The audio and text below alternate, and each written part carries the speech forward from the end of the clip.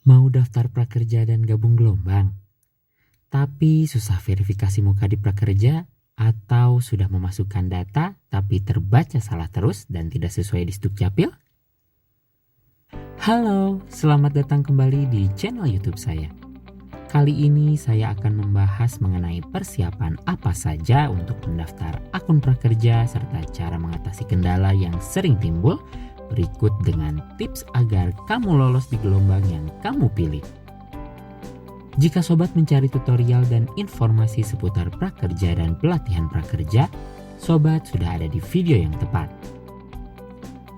Sebelum itu pastikan sobat semua sudah menekan tombol subscribe dan aktifkan lonceng notifikasi agar tidak ketinggalan informasi menarik lainnya mengenai program Kartu Prakerja. Selamat menonton video pembahasannya.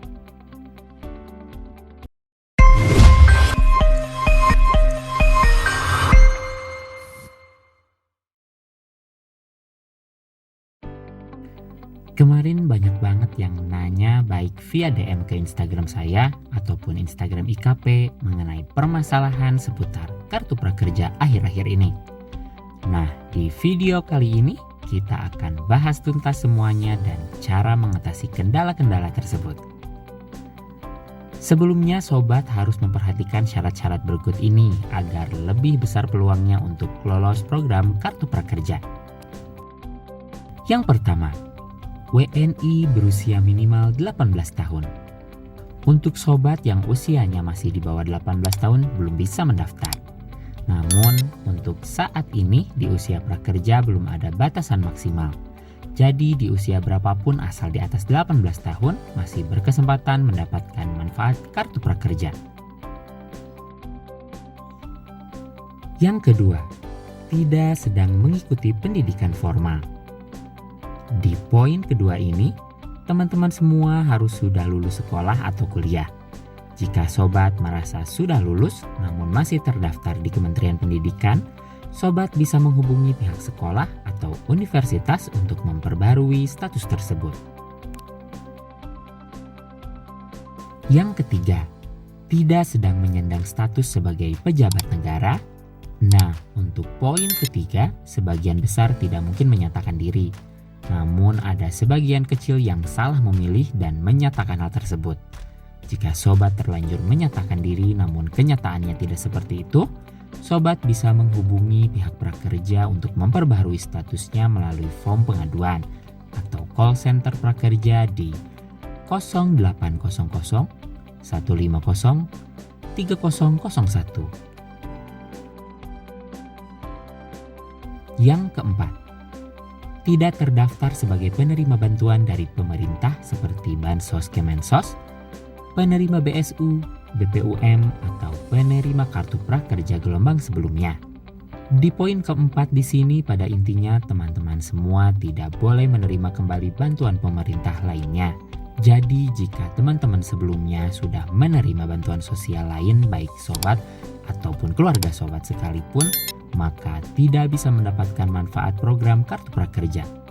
Atau sobat yang sudah pernah mendapatkan kartu prakerja di gelombang sebelumnya, tentu tidak bisa mendapatkan kembali manfaat kartu prakerja. Karena program ini hanya diberikan satu kali seumur hidup. Jika sobat atau keluarga sobat merasa tidak pernah mendapatkan bantuan sosial sama sekali selama masa pandemi ini, sobat bisa menghubungi beberapa call center ini agar diubah statusnya sesuai alasan yang ada di riwayat gelombang. Jika terdaftar di Kementerian Sosial, data penerima bantuan sosial seperti BKH, BPNT, BST, DTKS, BPUM, atau KIS, sobat bisa sampaikan keluhannya di www.lapor.go.id atau di nomor hotline WhatsApp Kemensos di 0811 10222210 agar diubah statusnya. Dan jika terdaftar di Kementerian Ketenagakerjaan atau BPJS Ketenagakerjaan, data bantuan subsidi upah seperti BSU, sobat bisa sampaikan keluhannya di www.lapor.go.id atau nomor hotline WhatsApp BPJS Ketenagakerjaan di 0811 9115 910 agar diubah statusnya. Yang kelima, dalam satu keluarga hanya diperbolehkan maksimal 2 orang anggota keluarga yang dapat menjadi penerima kartu prakerja. Di poin kelima ini, sekarang tidak semua anggota keluarga bisa mendapatkan program kartu prakerja. Dan maksimal hanya 2 orang dalam satu keluarga yang bisa mendapatkan manfaat kartu prakerja.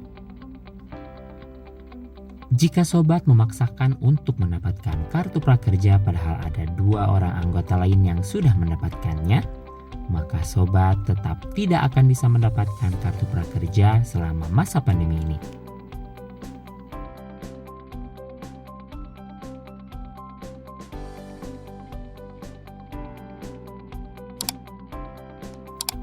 Selain memenuhi 5 persyaratan tadi, sobat juga harus memperhatikan beberapa poin penting lainnya di bawah ini. Yang pertama, pastikan sobat mendaftar menggunakan email dan nomor handphone yang aktif. Di sini sobat harus menggunakan email dan nomor handphone utama sobat yang masih aktif. Jika ingin menggunakan email atau nomor handphone lain, sobat harus mencatatnya lalu menyimpannya. Karena selama ini yang saya temui di lapangan, banyak sekali teman-teman yang lupa email dan nomor handphone setelah memasukkan data ke prakerja. Akibatnya sobat tidak bisa melanjutkan pendaftaran di program kartu prakerja. Jika sobat memang gampang lupa, saya sarankan untuk mencatat semuanya dari mulai alamat email, password, nomor handphone, dan semua yang dikira penting baik ditulis di buku catatan atau memo di HP sobat. Yang kedua, pastikan data yang dimasukkan saat pendaftaran sesuai dengan data Dukcapil. Di poin ini sobat harus memasukkan data sesuai yang ada pada KTP atau KK sobat. Karena dari 2 identitas tersebut, datanya sudah sama dengan yang ada di Disdukcapil. Contoh, jika dalam KTP sobat bertuliskan seperti ini, JL Kenangan Mantan No 56, maka sobat harus menuliskannya sama persis seperti yang dicontohkan. Maka sobat harus memasukkannya seperti ini. JL titik Kenangan Mantan No 56. Di JL terdapat J besar dan L kecil serta titik, lalu kata JL ini menggunakan singkatan, bukan dituliskan menjadi jalan, dan diberikan spasi ke kata selanjutnya yaitu kenangan. Pada kata ini terlihat K-nya besar dan lainnya kecil, lalu diberikan spasi kembali ke kata mantan yang mana M-nya menggunakan huruf besar sedangkan yang lainnya kecil. Lalu diberi spasi kembali ke kata No 56. Di sini N-nya menggunakan besar sedangkan O-nya kecil. Dan no itu ditulis singkatan saja, bukan dituliskan lengkap seperti no more. Lalu di no ini menggunakan titik dan angka sesuai yang ada pada KTP atau KK aslinya. Jangan memasukkan data seperti 10 contoh di bawah ini. JL Kenangan Mantan 056. Di sini yang salahnya adalah pada JL, seharusnya J-nya besar. JL Kenangan Mantan 056. Di sini yang salahnya pada JL tidak pakai titik dan semua hurufnya kecil. Sedangkan pada contoh huruf awalan pada JL, Kenangan, Mantan, No semuanya menggunakan huruf besar atau kapital. JL Kenangan Mantan 056. Di sini yang salahnya pada no tidak pakai titik dan sebagian hurufnya kecil. Hanya pada kata kenangan yang huruf awalnya K besar, sedangkan pada huruf awal lainnya pada JL, Mantan, No semuanya menggunakan huruf kecil yang seharusnya menggunakan huruf besar atau kapital. JL Kenangan Mantan 056. Di contoh ini hanya salah pada huruf awalan dari kata tersebut yang seharusnya semua menggunakan huruf besar. Jalan Kenangan Mantan nomor 56. Di contoh ini salahnya ada di penulisan jalan dan nomor, sedangkan di data asli menggunakan singkatan, yaitu JL dan No. Selain itu tidak menggunakan titik setelah kata JL dan no, dan semua hurufnya menggunakan huruf kecil. JL kenangan mantan no 56. Di contoh yang ini terlihat semuanya menggunakan huruf besar atau kapital. Sedangkan pada data aslinya tidak menggunakan huruf kapital. JL kenangan mantan 056. Di contoh ini dilihat salahnya ada spasi di antara N dengan angka 56, sedangkan di data aslinya digabungkan. JL kenangan mantan 056. Di contoh ini pada kata JL dan kenangan disatukan, padahal di data aslinya dipisah. JL kenangan mantan 056. Dicontohkan di sini tidak menggunakan tanda titik pada JL dan no, sedangkan di data aslinya menggunakan titik. Jalan Kenagan mantan 057. Dicontohkan di sini terlihat ada kata yang typo di kata Kenagan yang seharusnya kenangan, dan typo pada nomor seharusnya 56 ditulis 57. Dan masih banyak lagi contoh lainnya yang mungkin saja terjadi. Dari sini kita bisa memahami bahwa cara penulisan betul-betul harus diperhatikan. Apa saja sih yang harus diperhatikan? Yang pertama, huruf besar atau kecilnya. Lalu, jarak antara huruf atau spasi. Lalu, tanda titik.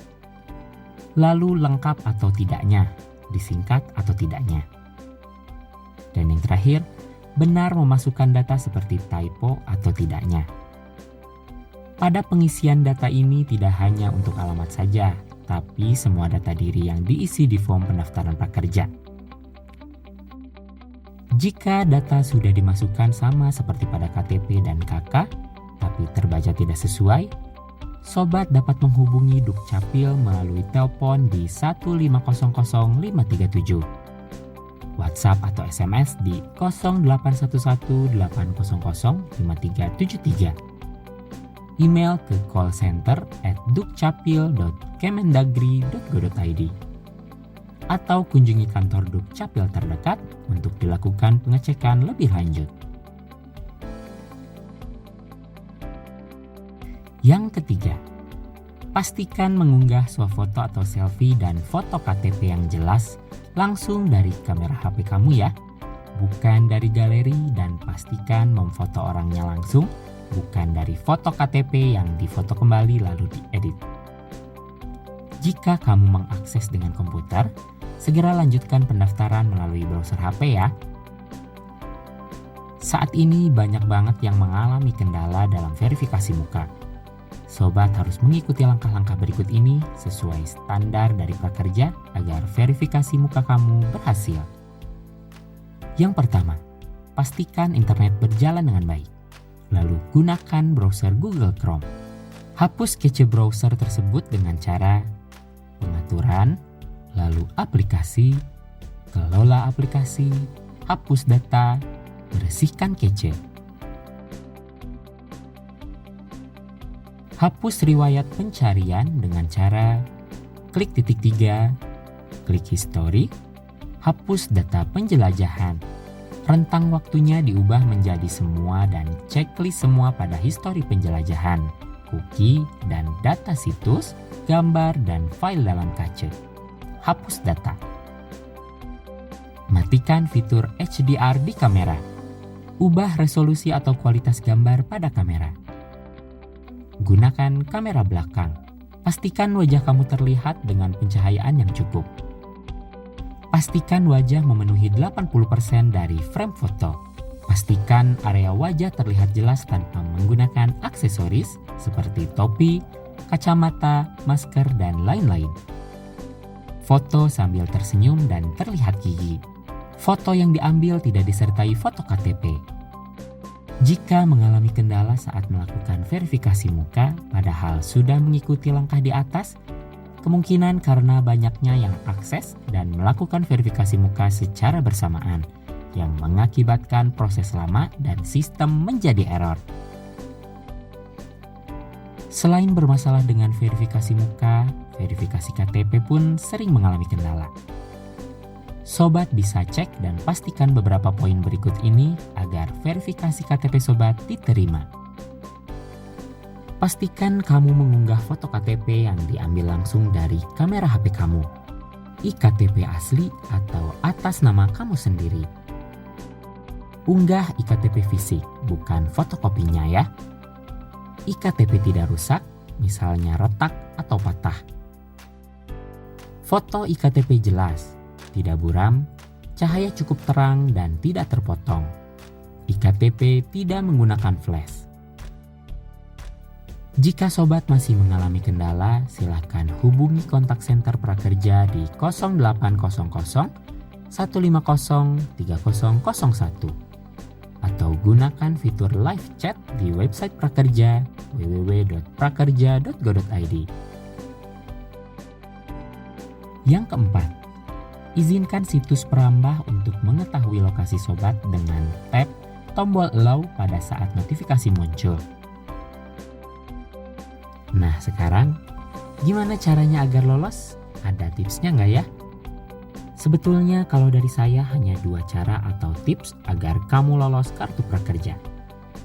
Yang pertama, pastikan sudah mengikuti semua alur dengan benar dan memperhatikan semuanya mengikuti syarat dan ketentuan yang berlaku. Dari mulai pendaftaran seperti memasukkan data diri, foto selfie atau verifikasi muka, foto KTP, verifikasi nomor handphone, lalu pernyataan pendaftar, dan uji kompetensi dasar, lalu juga sesuai syarat yang berlaku seperti tidak terdaftar atau menerima bantuan sosial lainnya, sudah tidak sekolah atau kuliah, dan lain-lain. Jika semua ini benar dan sesuai dengan aturan yang berlaku, teman-teman insya Allah peluang untuk lolos itu ada di 90%. Nah, 10%-nya apa nih?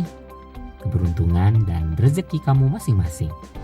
Makanya, di tips yang kedua ini saya lebih menyarankan untuk selalu berdoa dan berprasangka baik kepada Tuhan Yang Maha Esa.